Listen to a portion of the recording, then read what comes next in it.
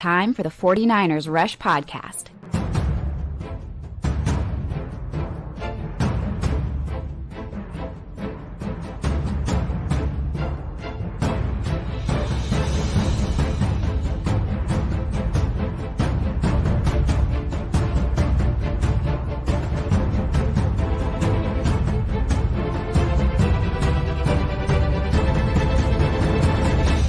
And here's your host, John Chapman. What is going on, faithful? It is Thursday, which means I'm with one of my good friends, Brian McFadden from Legit Football. We're going to be going over everything 49ers, plus the NFC West. We got Clayton behind the scenes, so make sure you get your questions in. I'm coming to you live from Atlanta. The traveling continues to mount, but Brian is still in the mothership. Brian, how are you, my friend? How's your week looking? It's great. As I was talking to you, John, we're in it. This is the grind. There's a lot going on in the NFL, but this is why we do this. We love it. It's worth the hard work. Kudos to John for all the traveling he's doing, and he's still coming at you guys. He doesn't skip a beat. As always, I'm excited to go on Thursday. Let's talk NFL Week 6. Oh, I love it, man. I love it. And I don't know. I feel like so far the NFL has done a pretty good job outside of primetime games. The fact that the Broncos have had so many primetime games, that's a huge loss for all of humanity. But I feel like this is probably the least fireworks, like drama week. There's a lot of non-divisional matchups. There's a lot of cross AFC, NFC matchups. I really feel like as far as playoffs are considered, there's 4 heavy hitters. The NFC West has one of those. But obviously the Bills and Chiefs matchup, that's huge. Cowboys, Eagles, that's huge. The thing. It's top heavy. Those 4. So we just had our power ranking show yesterday, released our power ranking show.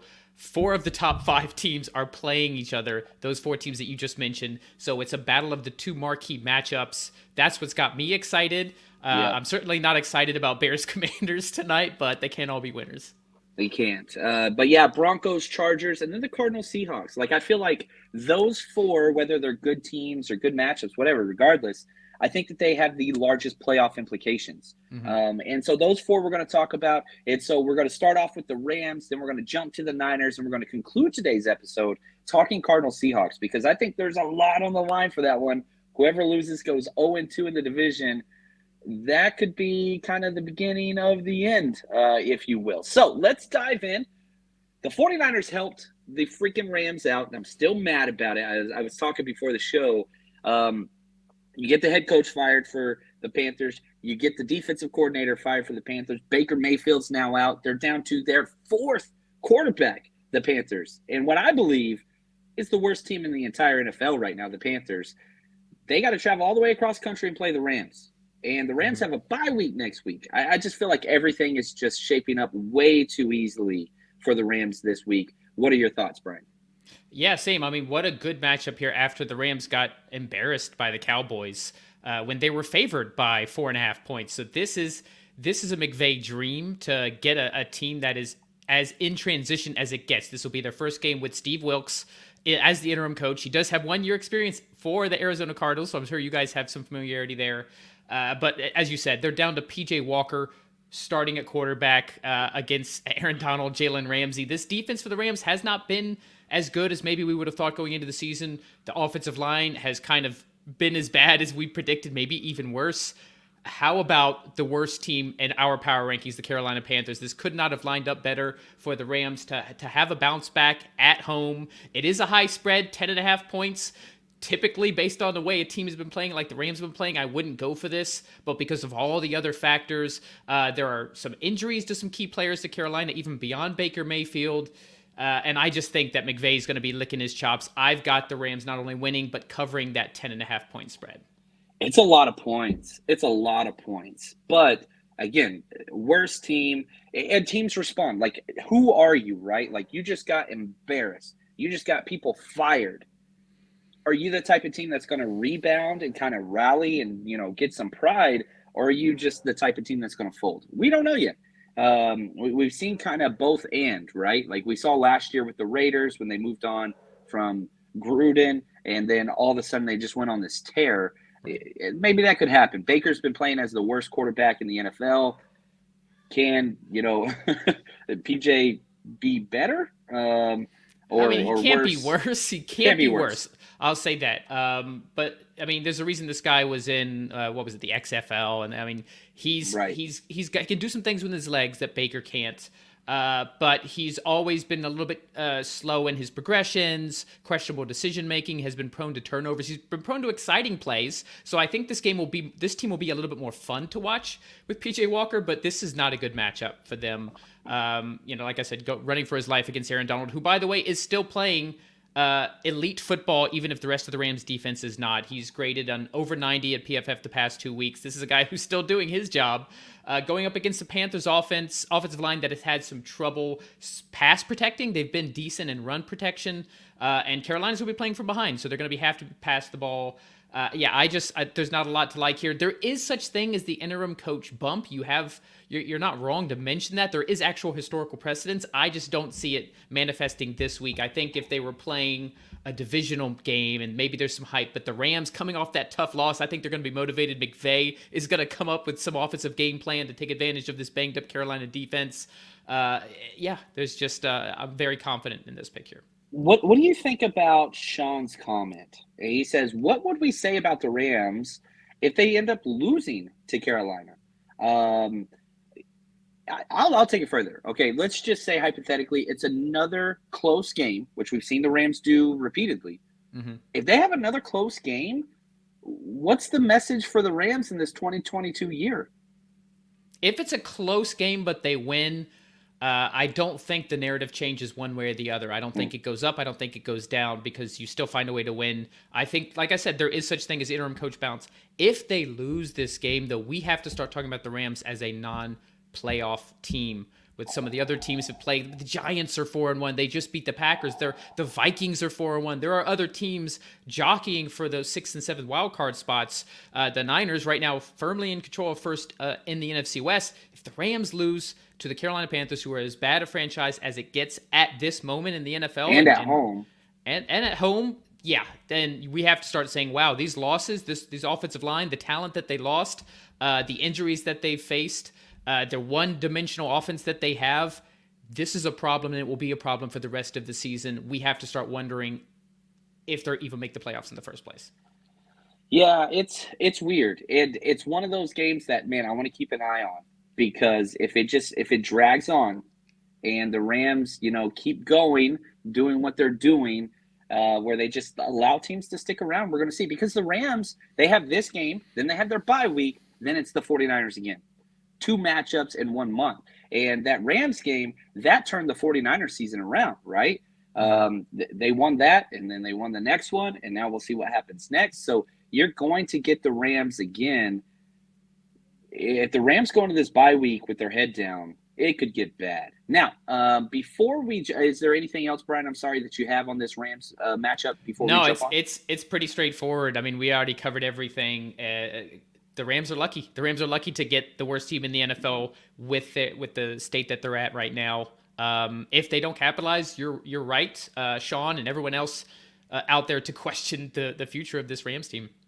I don't mind questioning the Rams ever. Now, if you are in town, faithful, in Atlanta, we've got everything set up for you guys. We've got our Saturday night party. We've got our Sunday tailgate to go to the game together. Man, we have so many people coming out. Wayne Breezy, Aponte, Crocker, Peachy, Mose. We got all these fun personalities, plus all the people that have bought tickets. It's going to be I'm very excited about this trip to Atlanta. So if you haven't got your tickets yet, go to 49ersrushroadtrip.com. And if you're not in Atlanta, that's okay.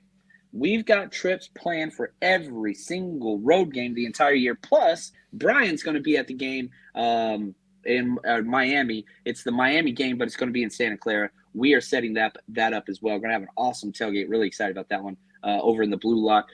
So anyway, 49ersrushroadtrip.com. Now, let's pivot. Let's talk about this game this week.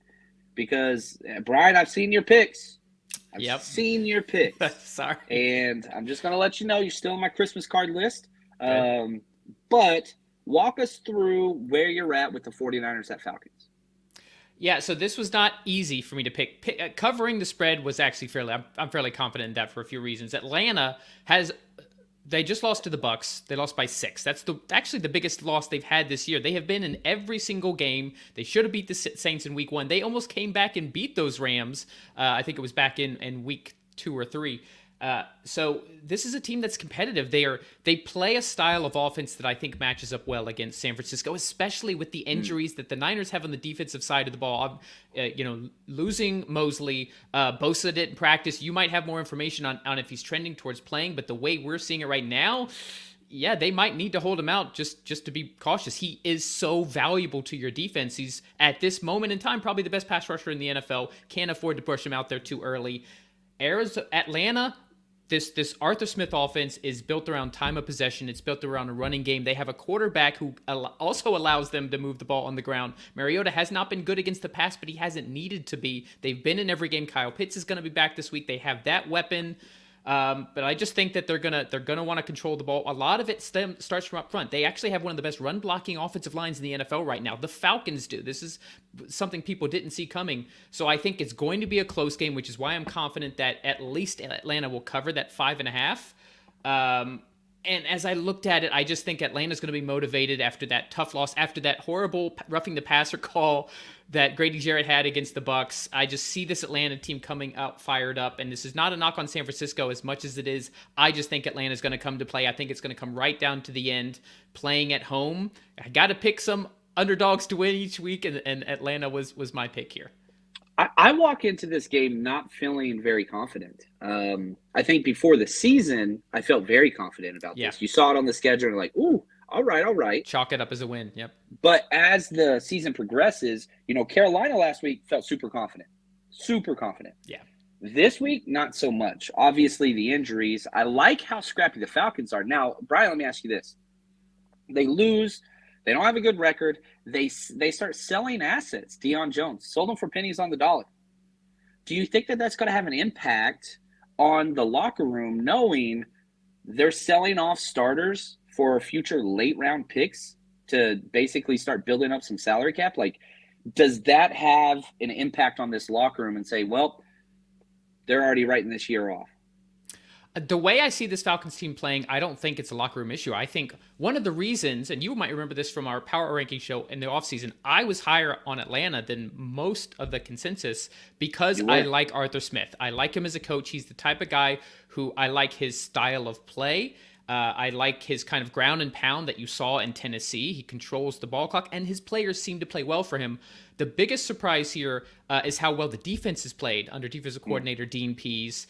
AJ Terrell, has shown that he locked down Amari Cooper a couple weeks ago. He is now probably a top 5 cornerback. Grady Jarrett is still great, but they don't have a lot of other name brand talent, but they're still finding ways to win. Deion Jones was on injured reserve, so this is not a huge loss. Yes, he has been a star for them in the past, but he is not the reason that they have been competitive. So I don't think that has a huge impact on them. And I would not be surprised at all if the 49ers win this game. Like I said, this was not a game I'm confident that the Falcons will win. I just think things are kind of lining up with the Falcons at home after that tough loss, the way they were coming back against the Tampa Bay Bucks and Tom Brady, only to have it taken from them. It just feels like this is the kind of game where the Falcons are going to grind it to the very end and maybe pull it out on a Niners defense that's a little banged up. They have played everybody close. You talked about that. Like, that's the problem I have with the spread. Like, they played some good teams, and every single game has been decided by one possession or less, and only one of those was over 5 points. That was last week, and the refs had to help them out. Now, again, how do they respond? I've been a part of teams where things break the wrong way, and they go into this victim mentality, or I've been a part of teams where things break the wrong way, and they say, screw it, let's overcome it. We don't know. This is a young team. I saw somebody in the chat, Clayton, asked, what is the Falcons' identity? It's to run the ball. Oh, what's up, Mullet? That picture matches your there you go. That's strong to quite strong. Quinn, is that Andre Agassi? It looks like Agassi. It's a great shot. I think it is. Yeah. Quinn Ewers would approve. Hook 'em horns. The idea is this, like, how are they going to respond? We know their identity is run the ball on offense. On defense, they're still trying to figure that out a little bit. But I think everything starts with the run. And even when Cordarrelle Patterson went down, they still got some good backup running backs. Like, they're still running the ball. You talked about their offensive line. They want to be a similar team to the 49ers, where the run predicates everything and builds their mentality? We'll have to see. You got to remember, this is Arthur Smith who came over from Tennessee, right? And so it's this, hey, we're going to be physical and go after that. Now, the problem is for the 49ers, and we're going to detail this in our full scouting report and prediction show later this week. I'll probably get that done tomorrow. Man, 3 out of 4 defensive linemen going to be out for the 49ers. And each one of those, Kinlaw, Armstead, Bosa, they're at their best versus the run. Bosa maybe a little bit. He's just best everywhere. I don't know. You're kind of playing into – that's why I did pick Atlanta. If San Francisco's at full strength, I'm picking Niners here. Just so we're clear, this is not a one roster versus the other. This is the current situation as we go into week 6. The fact that you lost a starting cornerback, the fact that you're losing the best pass rusher in the NFL, other players, I think Armstead has already been ruled out for this week. Other players along the defensive line, valuable starters that are not going to be available in this game, that tips it. And you mentioned the coaching edge, like how does the team respond? Well, Arthur Smith comes from the Vrabel coaching tree. How did the Titans respond to going 0-2? They've only racked off 3 wins. How did they respond to having all this adversary last year? They ended up having the number 1 seed in the AFC. Like coaching matters. We say this every week, John, and I give the edge to Arthur Smith to find a way to work. Niners are healthy. We're not having this conversation, but just so you guys know, before you kick me off this show, that's why I'm leaning Atlanta to win this game at home. No, I like it. I saw somebody ask if Bosa practiced today. He did not.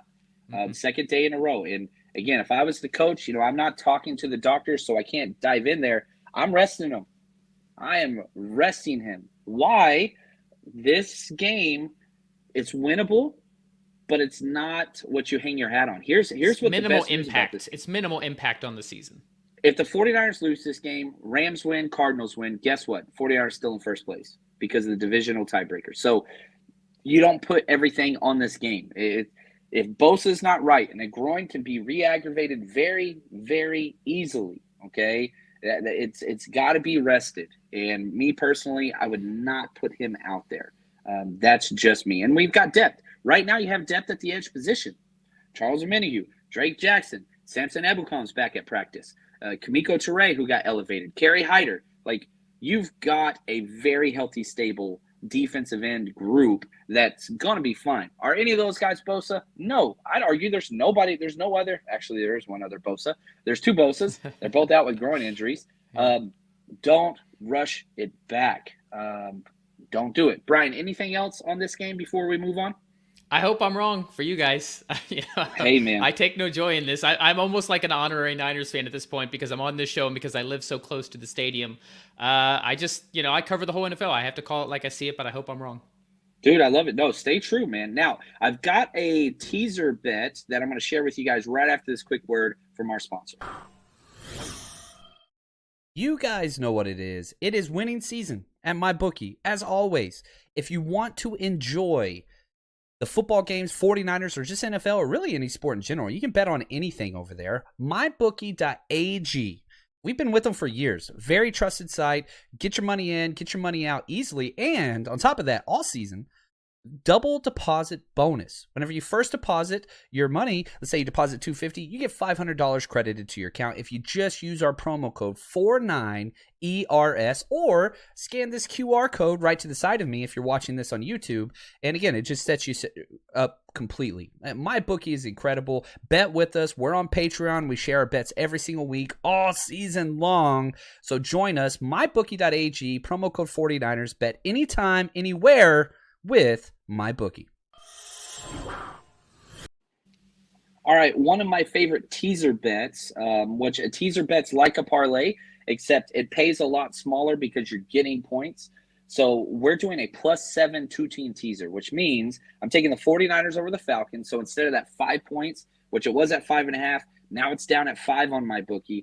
The 49ers get 2 points. So 49ers just have to win by 1 point, and you get that one covered. And I'm taking the Jags, which with the 7 points plus 9.5 at the Colts. I do not believe in the Colts whatsoever, and I kind of went off this man's rankings to go with that one. I really like the Jags over the Colts. We'll see. But, yeah, those are bet 10 to win 7.1. You can kind of extrapolate that depending on how much you're willing to bet. But that's a 2-team teaser. We've done very, very well with our teasers this year, really last couple of years. So we're going to stick with that one. Now, here we go. I love this. I love it. Sean, what's up? He says, mahalo for a real objective view, Brian. Do not change. It's awesome to have different views. That's how we learn. It's one of the worst things in society is that people think disagreements are bad or discourse is bad. No, discourse grows. It's human. It's human. Do not agree with everything I say. I'm a moron. And it's easy to get on here and just say the 49ers are going to win all the time. That's not what we're trying to do. We are trying to provide objective. Now, obviously, I'm tainted because I'm a fan, and that's going to drive a lot of my views. But that's why we have people like Brian on that can come and kind of keep things straight. Mm-hmm. Now, let's go to the game of the week as far as the NFC West is concerned. This Cardinals at Seahawks game.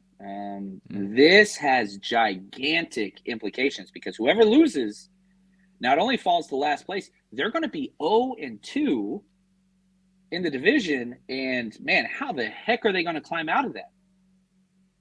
I want to first start by saying I've been eating crow about Geno Smith. I'm going to keep doing it. I'm tired of saying he's going to come down.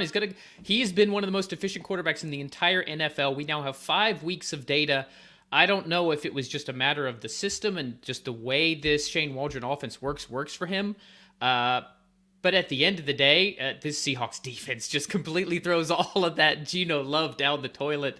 It doesn't matter how many points they can put up if they're going to let up more points. We saw that play out in spades against the Saints where Geno made some amazing throws. Even you guys as Niner fans have to appreciate that one throw he threw to Tyler Lockett in the end zone. I mean, if you like quarterback play in the National Football League, you got to appreciate that. But at the end of the day, it didn't matter because their defense let up 39 points to the Saints, an offense that has been in the bottom 10 for the first 4 weeks of the season. That's problematic. I like this matchup for Arizona. They actually play better on the road than at home. So the fact that it's in Seattle, I don't think is a knock for the Cardinals here.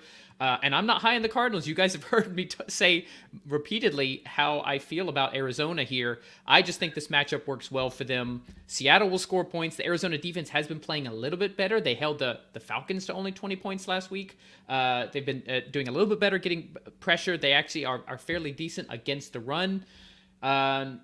But I like this Arizona team to put up some points against the Seattle defense, and I just think this is a matter of who scores more points. I've got the Cardinals scoring more points than Seattle, and I have them scoring 3 or more points, so I've got them covering the 2.5. Yeah, it's weird. It's just weird. Like, you look at the Cardinals, they alternate every week. Loss, win, loss, win, loss, win. Also, they're 2-0 on the road. I have no faith in Seattle's home fans. You just have not seen them turn out really at all this year. Except after for that the Denver first game. Yeah. Right. After that first game. So I don't know. This is a big game because I just really do feel, I know it's early. It's only week 6, but whoever loses this, or I'm telling you right now, DU win.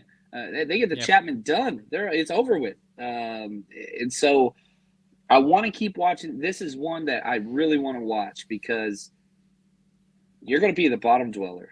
That's just all there is to it. I really think the Rams are chalked up for a win this week. I think the 49ers can win, but regardless, even if they lose, they're still going to have a 2-0 division lead over an 0-2 division loser. So this is going to be interesting to me and something that I really want to watch. And, man, just the more the NFC West continues to shake out, the Seahawks lost maybe their best offensive player in Rashad Penny, which is crazy to say. Mm-hmm. Like, he was so efficient. Now, obviously, DK Metcalf, I understand. But can Kenneth Walker be that guy? They drafted him to be that guy. They drafted him as a top 40 pick. He had one nice play. He had a 69-yard run last week. But is he ready to be a workhorse, which is what Pete Carroll wants, Shane Waldron want. They want a workhorse running back so they can work the play action, so they can get those deep shots to DK and to Tyler Lockett. And maybe he is, but we haven't seen enough from Walker yet to show that he could be that every down back. I like how this is setting up for the Cardinals to pull this win here. Yeah, who would I rather win? I would rather the Seahawks win. I will be pulling for the Seahawks because I see Kyler Murray and that team can catch on. They can catch on. I think they're the better team. I have zero respect for Seattle. Zero. I think that the Cardinals are mismanaged But Yes. when Kyler Murray's on and it's not a double XP weekend for Call of Duty, he's actually a pretty good quarterback. But whenever he's going to be playing video games for a week straight and never study film, yeah, he's going to play like the kid he is. So some people get that reference. The record that he has, it's absolutely insane when there's a double XP week for Call of Duty and not. He just plays video games all week. Gotta grind that experience point when you get the just double say XP it, man. Yeah. I will say this. So James Conner is looking like he will not play, but I actually put that as a plus. I think Eno Benjamin is a little more electric coming out of the backfield. He scored a touchdown and looked good last week when he came in against Philadelphia. Without DeAndre Hopkins, you've seen that connection with Marquise Brown. He's actually been one of the most efficient receivers in the NFL, and he has that big play ability. I don't have anybody on the Seahawks that can contain his type of play style, which is why I'm very confident the Cardinals will put up points. I think the Seahawks will put up points too. I know these games typically tend to be low scoring between these two teams, but I see this as like another matchup where neither team can really stop the other team, but the Cardinals, as a better talented team with a better quarterback, end up getting the best of the Seahawks at the end of the day. Yeah, I agree. I think the Cardinals will win this as well. All of the trends say they should win this, right? The loss, win, and it's on the road. And I don't think it's a double XP weekend. I don't know if somebody can fact check that, but I don't play Call of Duty, so I don't know. I don't. I got my video game T-shirt on though, so Nice. Representing the game crowd, which Up, I think down, is down, healthy. left, right is what they look like. Yep. That's right, ABVA. That's right, man. The Kawakami code, baby. And so, like, I don't know. This weekend can be key because I don't think that we're going to figure out who exactly the 49ers are. I think win or lose, their kind of personality has kind of been set. I can't find a way for the Rams to lose. So I think those two teams, I don't think anything really changes. You even said so yourself about the Rams. Like, we kind of know.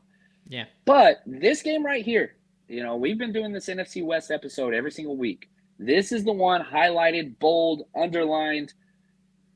These teams, this is a big deal. So, win or go home, as much as you can have that in week 5. Yeah, as much as you can have that. Week 6. Yeah, you're right. So, anyway, if you got any more questions, please let us know. Get those in the chat quick. But before we do that, Brian, talk to us about your schedule this week, where we can find your shows, where we can join you and support what you got going on. Yeah, so we're trying something a little different today. Our first non-30-minute episode on 30 Minutes of Football, we're doing what we're calling a double header. So we're every Thursday, has been at 4:30 Pacific, 7:30 Eastern.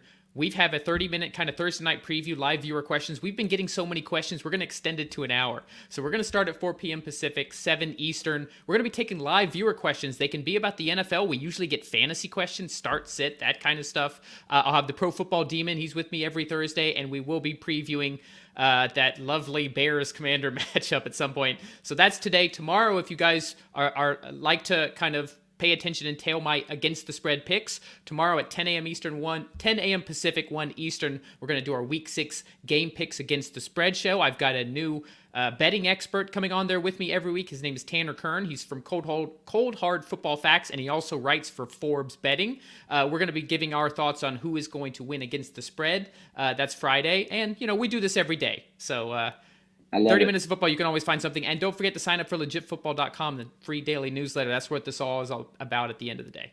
I like it. Yeah. Devin asked this. I need some good news on injuries.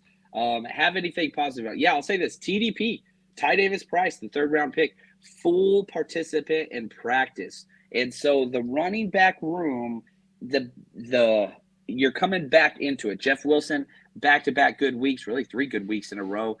Tevin Coleman was probably the biggest impact player on the 49ers offense out of nowhere. I do not really expect that to continue, nor do I want to rely on Tevin Coleman. But the fact that Ty Davis Price is coming back, it just gives you way more depth to where you don't have to be dependent on one player, right? Insulated is a word we've used a lot on this podcast, stolen from Stephanie from 49ers Carrots when she came on this summer. I think that helps a lot. Elijah Mitchell's not too far out. We're 3 weeks from the bye week. And once we get to that point, then you're talking about a lot of people coming back. Aziz, you're talking Elijah Mitchell. Trent Williams probably going to be back before then.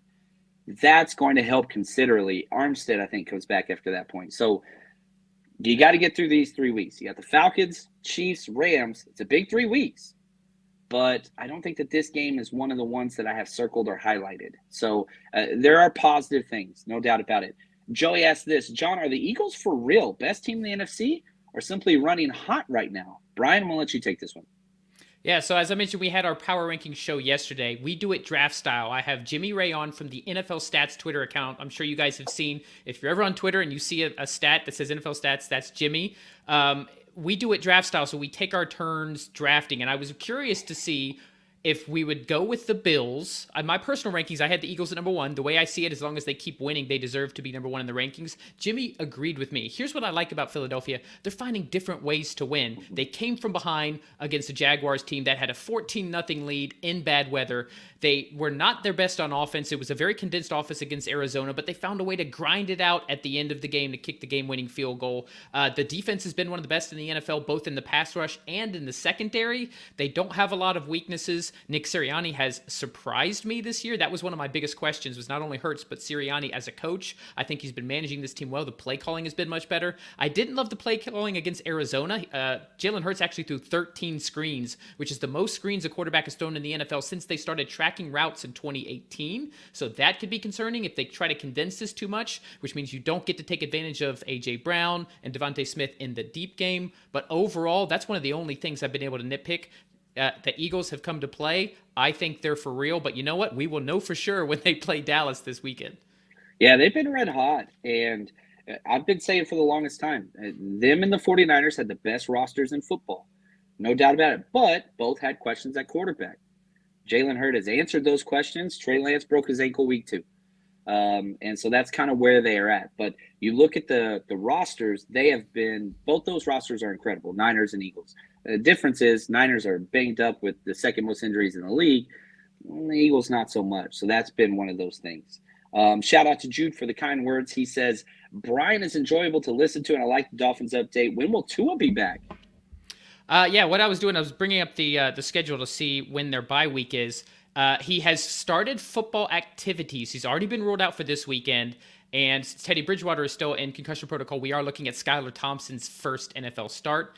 Looking into week 7, it wouldn't surprise me if they sit to a one more week. There's so much scrutiny. Even if he's ready, even if he passes all the protocols, there's so much scrutiny about what happened both in the Bills game and the Bengals game after that with Tua, and that has permeated the entire NFL. You've seen a lot of players get ruled out right away with the slightest inkling of concussion symptoms, and I think the Dolphins can't afford to take that shot. I think Teddy will be back to start in week 7. So, let's see. I'm not sure when the bye is, but I would assume week 8. So I think you got 2 more games without Tua, and then a third game from now, whatever that next third game is, I think we'll see Tua start then. I like it. And I think you got to get it right, and you got to be overcautious. Otherwise, people are going to be getting fired and sued. And so that's kind of what it is. CJ says, should we be nervous about the Rams at all if they string a few wins together before our rematch? Well, they just have one game. They have one game and then a bye week, then us. So, and their one game is against the worst team in the NFL, starting their 4th-string quarterback, P.J. Walker. So they're going to get a win, and then they're going to rest, which I hate. I hate playing a team off of a bye. The good news is it's a team we know, and we'll be in L.A. for that trip. So that's going to be the Halloween weekend right before Halloween. We'll be there, 49ers Rush road trip, going to be a good time. Ty McGill, watch out. He's going to be elevated from the practice squad, I'm sure, him and Akeem Spence. You've got to stuff the middle, and they got the bodies for it. Ty McGill's a vet that if he's good at anything, it's penetrating through the A and B gap. So he can do that. So we'll see how that goes. But I think he's going to come in and be caught up to pace. So I like that. So, Brian, want to say thank you so much for your time. Got to say shout out to the Band Turf president, Clayton, behind the scenes, the man from Napa Valley. Really appreciate you guys. Thank you for all that you do and all the support. We got a lot more content coming out this week. And got to say thank you to our show's executive producers, Kilted Niner and 49ers George 365. Brian, any closing remarks before we take off, my friend? No, looking forward to another great week. Once again, I hope I'm wrong about the Niners, and I hope that my Dolphins look a little bit better than they did last week against the Jets. I love it. And Shot Jay, thank you for the kind words. He says, like, subscribe, Patreon. Do it. I love it. All right, till next time, hang in there. Those injury reports not going to get better this week. Until that point, stay strong, faithful.